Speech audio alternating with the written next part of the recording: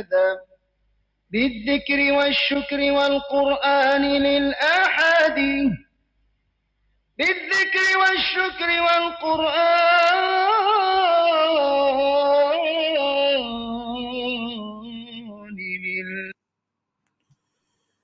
إن الحمد لله نحمده ونستعينه ونستغفره ونتوب إليه ونعوذ بالله من شرور أنفسنا وسيئات أعمالنا من يهده الله فلا مضل له ومن يضلل فلا هادي له ونشهد أن لا إله إلا الله وحده لا شريك له ونشهد أن محمدا عبده ورسوله اللهم صل وسلم وبارك عليه وعلى آله وأصحابه أجمعين يا أيها الذين آمنوا اتقوا الله حق تقاته ولا تموتن إلا وأنتم مسلمون يا أيها الناس اتقوا ربكم الذي خلقكم من نفس واحدة وخلق منها زوجها وبث منهما رجالا كثيرا ونساء واتقوا الله الذي تساءلون به والأرحام إن الله كان عليكم رقيبا يا أيها الذين آمنوا اتقوا الله وقولوا قولا سديدا يصلح لكم أعمالكم ويغفر لكم ذنوبكم ومن يطع الله ورسوله فقد فاز فوزا عظيما أما بعد فإن أصدق الحديث كتاب الله وخير الهدي هدي محمد صلى الله عليه وسلم وشر الأمور محدثاتها وكل محدثة بدعة وكل بدعة ضلالة وكل ضلالة في النار ثم أما بعد chers frères et sœurs en islam, chers auditeurs de la radio Wadata, assalamu alaikum wa rahmatullahi ta'ala wa barakatuh. Soyez les bienvenus à l'écoute de votre émission islamique intitulée spécial Ramadan 1444 à travers les ondes de la radio Wadata, la première radio digitale à Niamey.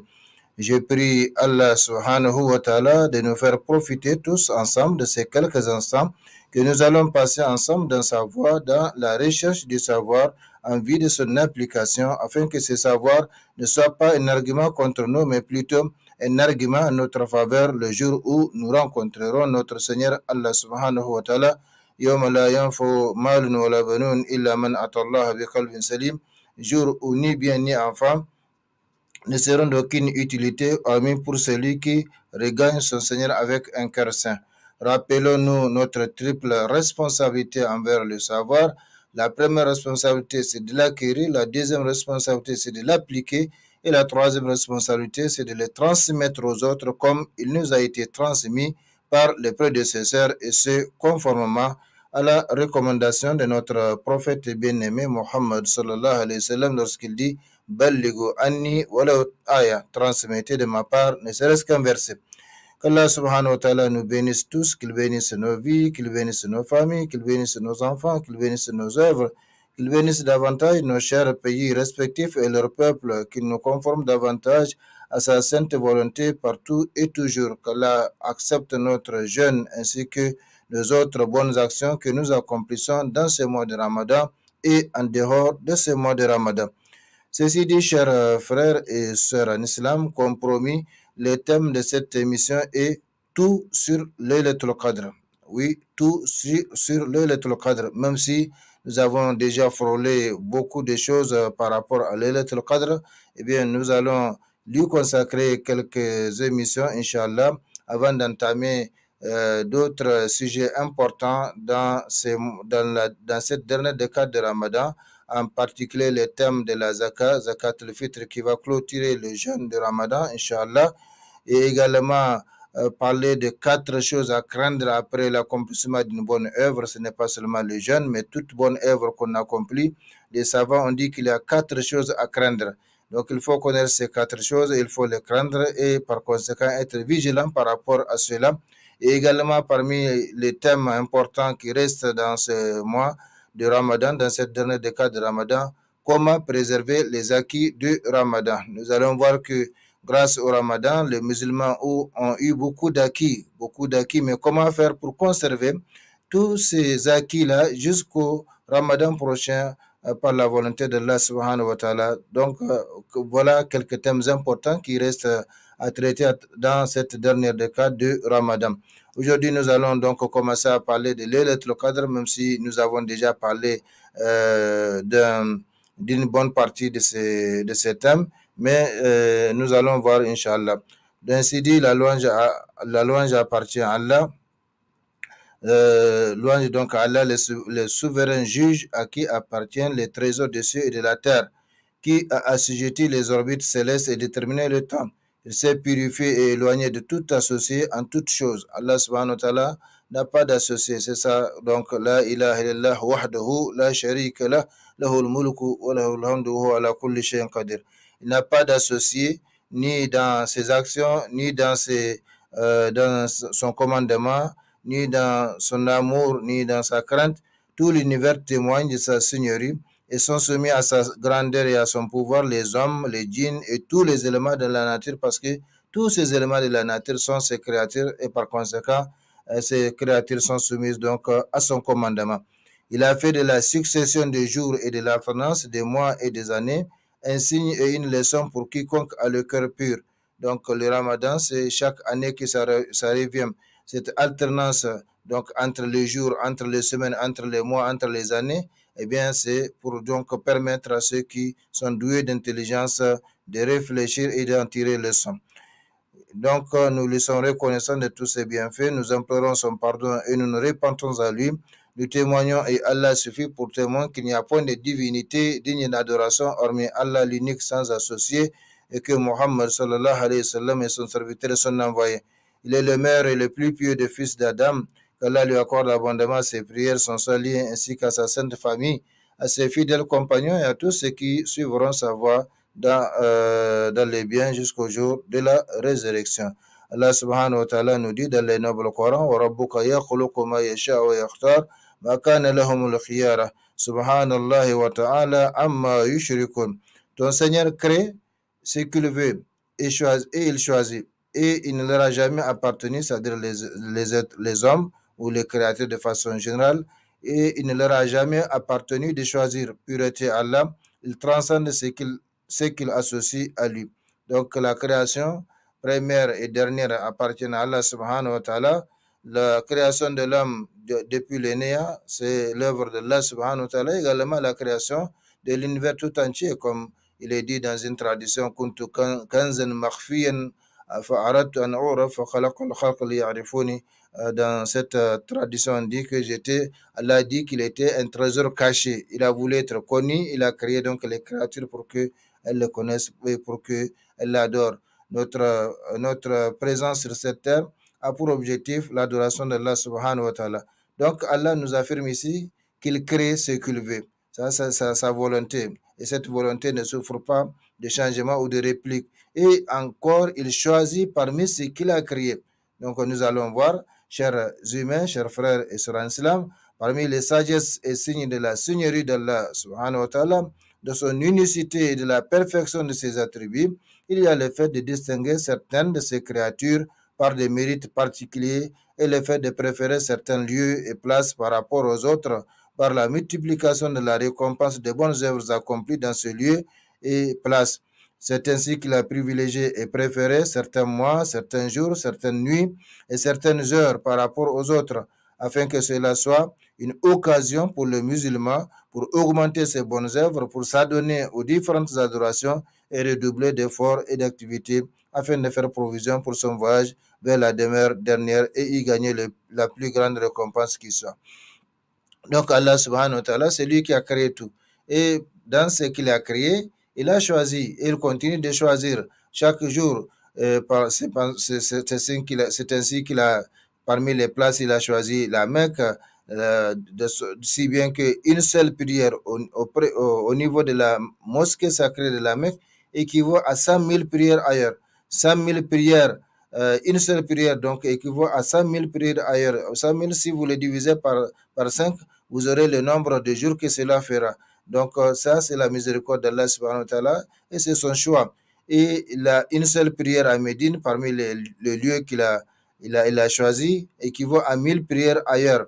Une seule prière à Beit el-Maqdis, donc à Jérusalem, équivaut à 500 prières ailleurs. Donc ça, c'est parmi les places qu'Allah subhanahu wa ta'ala a créées et parmi les êtres humains qu'il a créés, il a choisi les prophètes, il a choisi les messagers. Parmi les jours qu'il a créés, il a choisi les jours de vendredi. Parmi les décades qu'il a créées, donc dans chaque mois, il y a 3 décades. Il a choisi la décade de Zulhijjah, la première décade de Zulhijjah. parmi les mois qu'il a créés, il a choisi le mois de Ramadan, ainsi de suite. Donc Allah subhanahu wa ta'ala, il crée ce qu'il veut et il choisit. Il n'appartient jamais aux créatures de choisir d'elles-mêmes. Par conséquent, Allah subhanahu wa ta'ala, de par son unicité et son indépendance, eh bien, il a le fait de préférer certains lieux et places par rapport aux autres par la multiplication de la récompense des bonnes œuvres accomplies dans ce lieu et place. Dans un même lieu, il peut avoir des particularités par rapport au moment. Par exemple, le jour de vendredi, c'est dans les mêmes lieux, de la même place, mais le jour de vendredi, donc, il y a des préférences. Et dans chaque jour, dans les 24 heures, il y a encore des moments qui sont privilégiés par rapport à d'autres, comme les derniers tiers de chaque nuit. C'est ainsi qu'il a privilégié et préféré certains mois, comme le mois de Ramadan, comme le mois de Zulhijjah, certains jours comme le jour de vendredi, certaines nuits comme la nuit de Laylatul Qadr, et certaines heures comme l'heure de l'exaucement de l'invocation dans les 24 heures du vendredi. Donc dans les 24 heures du vendredi, le vendredi commence le jeudi soir au coucher du soleil jusqu'au vendredi soir au coucher du soleil. Et bien dans ces 24 heures, il y a donc quelques heures ou quelques instants, un moment précis durant lequel toute invocation adressée à Allah subhanahu wa ta'ala par les musulmans est exaucée, immédiatement exaucée. Mais Allah subhanahu wa ta'ala l'a caché dans les 24 heures, comme il a caché les Laylatul Qadr dans les 10 dernières nuits de Ramadan. Par conséquent, il a instauré tout cela afin que cela soit une occasion pour les musulmans pour augmenter ses bonnes œuvres, pour s'adonner aux différentes adorations et redoubler d'efforts et d'activités afin de faire provision pour son voyage vers la demeure dernière et y gagner la plus grande récompense qui soit. Chers frères et sœurs en islam, ces différentes occasions sont donc instaurées pour non seulement distinguer les actifs des paresseux, les décidés des indécis et les croyants des mécréants, mais surtout pour permettre aux musulmans de multiplier les bonnes actions, de rattraper ce qui leur a échappé, de se rapprocher de leur Seigneur et d'avoir ses bienfaits et faveurs. En effet, à chaque occasion, Allah subhanahu wa ta'ala a des faveurs particulières qu'il accorde aux militants dans sa voie. Le bienheureux est donc celui qui sait profiter de ces occasions offertes pendant un certain temps, car il se peut qu'il gagne une faveur qui lui fera mériter l'agrément de son Seigneur et la béatitude éternelle dans l'au-delà. En fait, comme nous l'avons rappelé ou comme nous l'avons toujours dit, toute la vie humaine est une occasion au cours de laquelle les obéissants réaliseront des bénéfices et intérêts, tandis que perdront les désobéissants.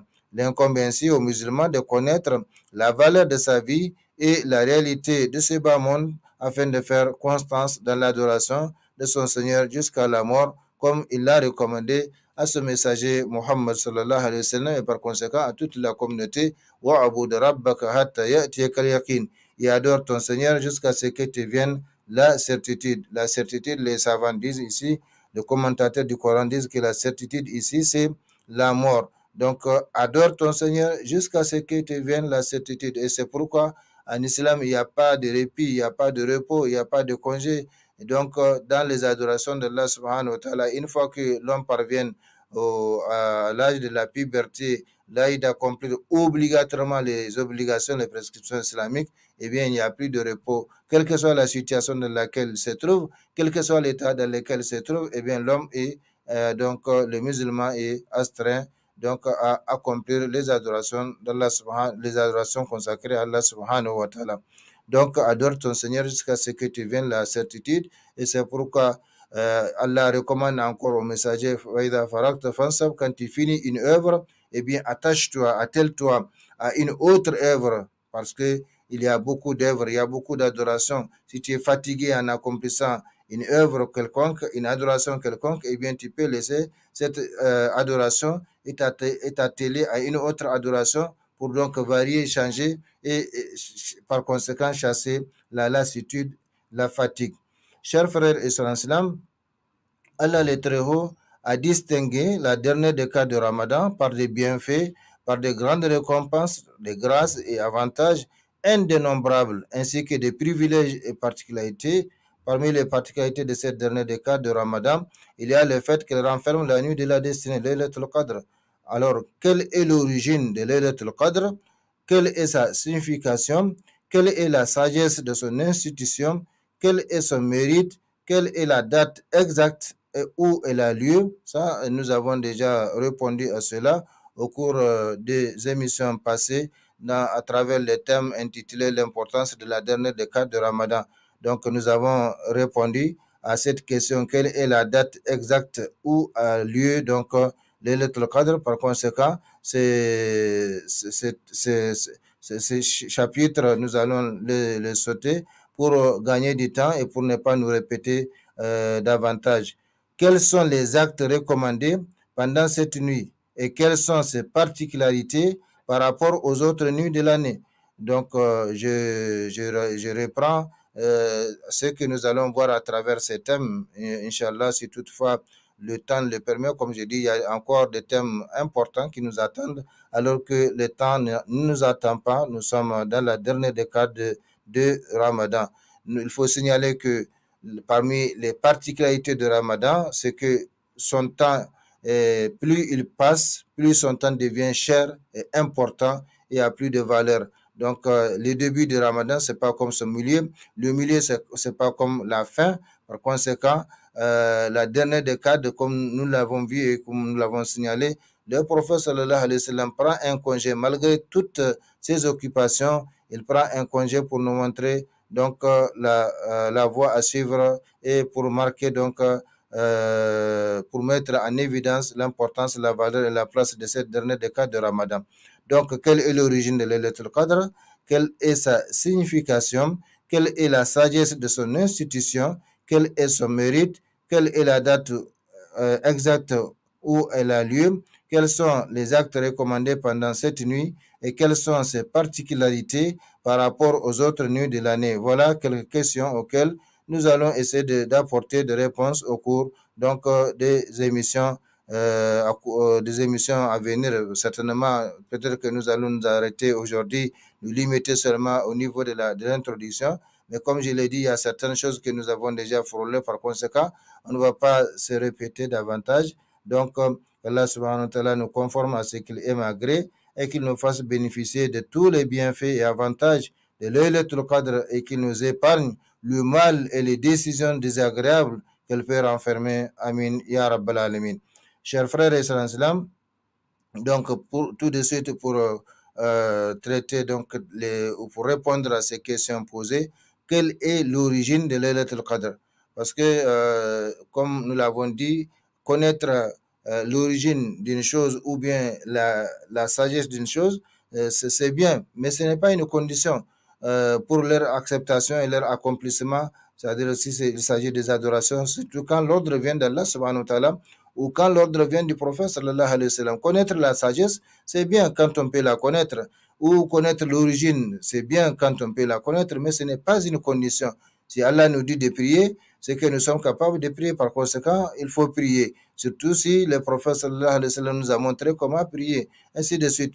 Donc, quelle est l'origine de Laylatul Qadr?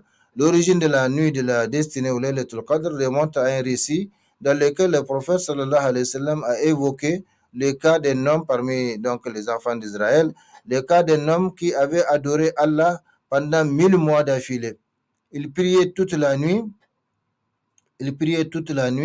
et il militait, donc combattait toute la journée. Donc il a fait ça 1000 mois sans se reposer. Comme nous l'avons dit, l'espérance de vie, plus l'humanité avance, plus l'espérance de vie des êtres humains diminue. Nuh alayhi salam, le premier envoyé, le premier messager à l'humanité, avait passé 950 ans. Ça, c'est la période de sa carrière. 950 ans en train de prêcher son peuple. En train de prêcher. Donc, on ne connaît pas exactement son âge auquel il a été rappelé. Allah subhanahu wa ta'ala. Adam alayhi salam, quand Allah subhanahu wa ta'ala a fait descendre sur la terre, il mesurait 60 coudées, soit 30 mètres de long. 30 mètres de long, vous pouvez imaginer si la personne se trouve à Niamey, quelle est la distance ou l'endroit ou les endroits qu'il peut en tout cas voir. Donc aujourd'hui, l'être humain ne dépasse pas 2 mètres. Le plus long ne dépasse pas 2 mètres. et même s'il dépasse 2 mètres, ce sera en tout cas une exception et il fera l'objet d'admiration de la part des autres. Et également, l'espérance de vie a diminué au point que le prophète sallallahu alayhi wa sallam a dit que ça se situe entre donc 110 ans pour sa communauté. Donc, vous voyez, alors que Adam Nuh alayhi salam, 950 ans il a passé, ça c'est seulement la période de sa carrière dans son peuple en train de prêcher par toutes les voies, par tous les moyens, mais les historiens racontent qu'on peut compter sur le nombre de doigts ceux qui l'ont suivi. Donc c'est la bénédiction du travail qu'on demande. Allah subhanahu wa ta'ala ne l'a pas blâmé pour cela. Il a accompli sa mission. Par conséquent, le prophète sallallahu alayhi wa sallam, il a prêché seulement, il a donc transmis le message divin pendant 23 ans seulement, mais aujourd'hui sa communauté compte des milliards et donc d'êtres humains qui suivent donc le prophète sallallahu alayhi wa sallam. Par conséquent, c'est la bénédiction qu'il faut demander, la vie du prophète sallallahu alayhi wa sallam ou l'âge du prophète sallallahu alayhi wa sallam auquel il a été rappelé à Allah subhanahu wa ta'ala de 103 ans. Donc vous voyez, il n'y a pas de comparaison entre la période de carrière du prophète Nuh alayhi salam et celle du prophète Muhammad sallallahu alayhi wa sallam, mais il n'y a pas non plus de commune mesure entre ceux qui ont suivi Muhammad sallallahu alayhi wa sallam et ceux qui ont suivi le prophète Nuh alayhi salam. Donc, l'origine de la nuit de Laylatul Qadr remonte à un récit dans lequel le prophète sallallahu alayhi wa sallam a évoqué le cas d'un homme qui avait adoré Allah pendant 1000 mois d'affilée. Il priait toute la nuit et militait toute la journée. Le récit émerveilla les compagnons du prophète sallallahu alayhi wa sallam qui envièrent cet acte. Ça, cette envie-là, on l'appelle ribta. C'est le fait donc d'espérer avoir la même chose que quelqu'un sans demander la disparition de ces choses-là, de ces quelque chose-là auprès de la personne. Ça, on appelle ça en islam al-ribta, comme le prophète sallallahu alayhi wa sallam a dit, la hasada illa fitnatayn. Donc, il n'y a pas d'envie, sauf dans 2 cas. Un homme à qui Allah a donné du savoir et qui l'utilise pour trancher entre les gens, pour prêcher et enseigner donc ses savoirs. Et un autre homme à qui Allah subhanahu wa ta'ala a donné de la richesse et il lui a donné la force, le courage donc de dépenser cette richesse dans la voie d'Allah subhanahu wa ta'ala. Ces deux-là, on peut les donc souhaiter être comme eux parce qu'ils font de bonnes œuvres. En dehors de ça, l'envie est interdite en islam et par définition, l'envie, al-hasad, c'est le fait de souhaiter la disparition des biens auprès de quelqu'un, même si ces biens ne nous reviennent pas. L'essentiel qu'ils disparaissent. Or, ça, c'est interdit parce que c'est non seulement une réplique par rapport à la décision d'Allah, aux décisions d'Allah subhanahu wa ta'ala, qui donne ce qu'il veut à qui il veut. Par conséquent, c'est interdit en islam. Mais ici, c'est al-ghibta. Ils ont vraiment eu envie d'avoir cette récompense, 1000 mois d'affilée sans repos, prier toute la nuit et militer toute la journée. Eh bien, Allah subhanahu wa ta'ala a fait descendre sa sainte parole suivante. بسم الله الرحمن الرحيم إنا أنزلناه في ليلة القدر وما أدراك ما ليلة القدر ليلة القدر خير من 1000 شهر تنزل الملائكة والروح فيها بإذن ربهم من كل أمر سلام هي حتى مطلع الفجر. Nous l'avons certes dit, Allah subhanahu wa ta'ala fait descendre, il s'agit du Coran, pendant la nuit de Al-Qadr, la destinée. Et qui te dira c'est que la nuit de Al-Qadr, la nuit de la destinée, est meilleur que 1000 mois. Donc Allah subhanahu wa ta'ala leur donne un moyen pour donc rattraper ce qu'ils ont envié là, pour avoir la même occasion, la même récompense, 1000 mois donc d'adoration. Et il précise meilleur que 1000 mois. Donc on ne connaît même pas la proportion en tout cas, mais c'est meilleur que 1000 mois. Donc durant celle-ci, les anges descendent ainsi que le roux, c'est-à-dire l'esprit, l'ange Jibril ici, par permission de leur Seigneur pour tout ordre et les paix et salut jusqu'à l'apparition de l'homme. Donc, vous voyez, chers frères et sœurs en islam, c'est ça donc l'origine de Laylatul Qadr par cette révélation. Allah le Très-Haut consola les compagnons du prophète sallallahu alayhi wa sallam en précisant que la nuit de la destinée est meilleure que 1000 mois, c'est-à-dire l'adoration pendant cette seule nuit est meilleure que l'adoration pendant 1000 mois, soit 83 ans et 4 mois. Donc voilà comment Allah subhanahu wa ta'ala a consolé les compagnons du prophète sallallahu alayhi wa sallam et comment il a donné cette nuit combien importante à la Ummah de Muhammad sallallahu alayhi wa sallam jusqu'à la fin des temps. Donc, il faut en profiter.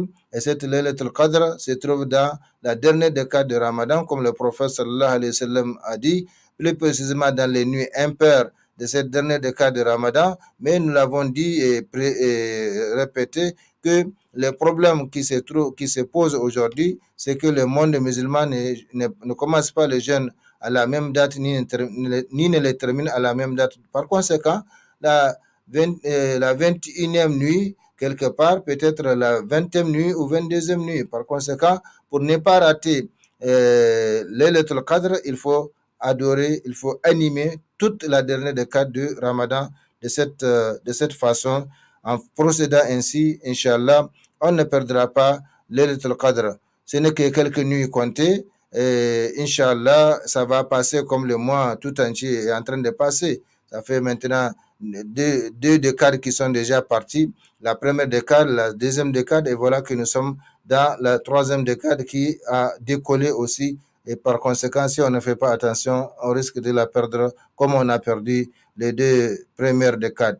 Chers frères et sœurs, le temps consacré à cette émission tire à sa fin.